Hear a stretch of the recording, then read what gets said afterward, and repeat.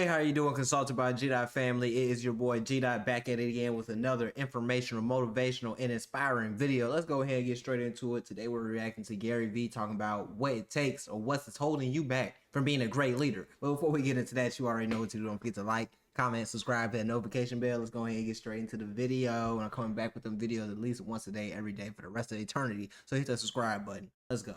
And you were confused by the following sentence, you have no shot of winning long term. Okay, let me The hear it. sentence is, employees and anybody that works for you are actually your boss.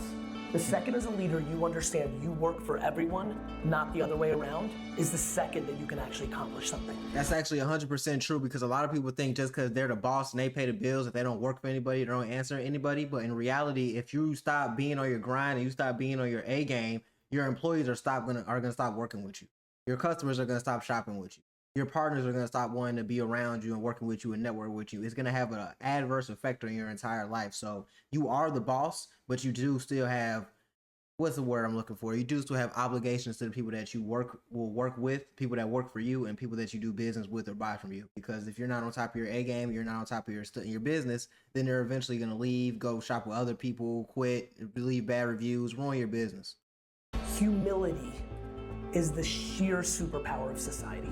I work for everyone, Right. and I fire every single person that is not a good human being, regardless of how much money she or he makes for me. Factual.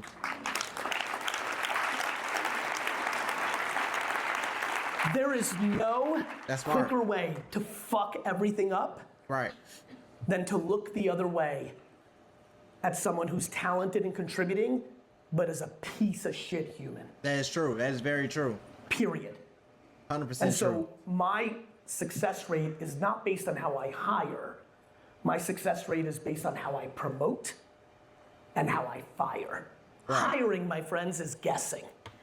True. That is true. Let there be no, boy, oh boy, was I gifted with intuition and people skills. It's a real blessing. Give all the credit to 100%. my parents having sex at the perfect nanosecond. That was funny. That was funny. That was funny, Gary. And I have hired atrociously in my 30-year career because I'm too optimistic. There's a little bit too much charity in the way that I hire. It's just who I am. Hiring is guessing. Promoting and firing is knowing.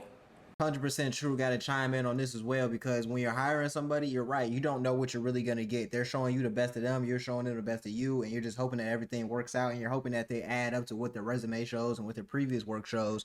But you'll truly never know until you get them in the field. Now, with promoting and firing, you already know their resume. You already know their tendencies, what they do, what their productivity is, what type of human being they are. And it's definitely better to fire someone that's a horrible employee, not even an employee, just a horrible human being or a horrible person or brings a horrible attitude, than to keep them around just because they make money, because that'll end up pushing the good apples out and bringing in more bad apples that are stingy, selfish, only care about the money, and they're not going to be trying to build, help the team or help curate the right environment you need to produce and improve your productivity. Hire faster because you're not going to figure it out anyway. Fire faster and promote fastest. One of the big mistakes a lot of us make is when we know we have something great on our hands, we wait a year. Yeah. We wait 2 years. Yeah. When I smell or sniff out somebody great, I'm letting them know fast. Got to. Often with action on title and or dollars. If nothing else, by human interaction of like having a dinner and saying, you fucking got it. I want you here. Let's get to know each other. The lack of time that Reassurance. people spend with their people. How could you have a relationship if you don't spend time together? The amount of time that bosses don't spend with people is staggering to me. I spend a shocking amount of time on 15-minute check-ins, 30-minute drinks, human interaction. The level, again, this industry knows this. That's true. I have an agency that's 14 years old. We have almost 100 people that have been at the company for 10 plus years. Do you know how fucking insane that is in our industry? That is earned. That is by giving a shit.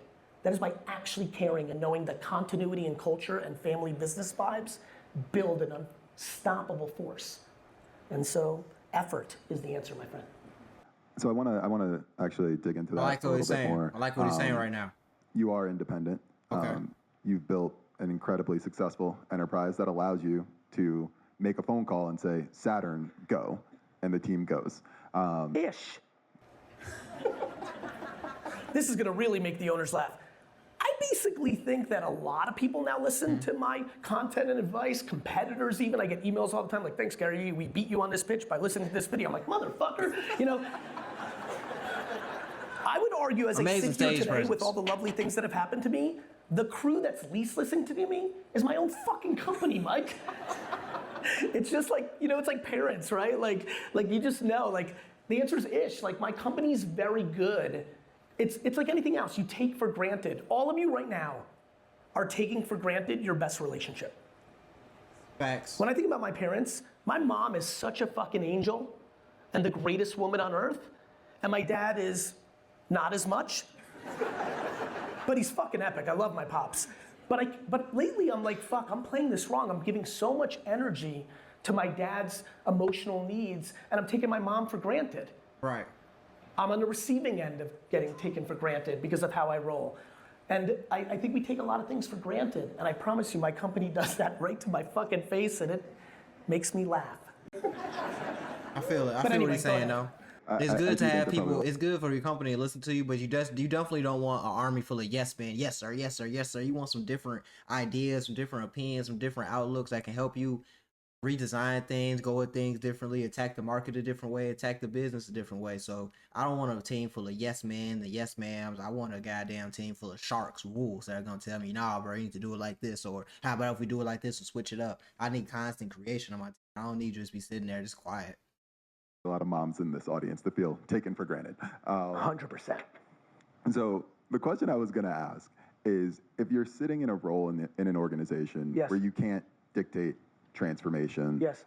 or you're sitting in a senior role, but it's a larger organization where it's harder to dictate transformation, what advice would you give for how to really drive that innovation, drive that point of view towards taking chances that you might not be able to otherwise?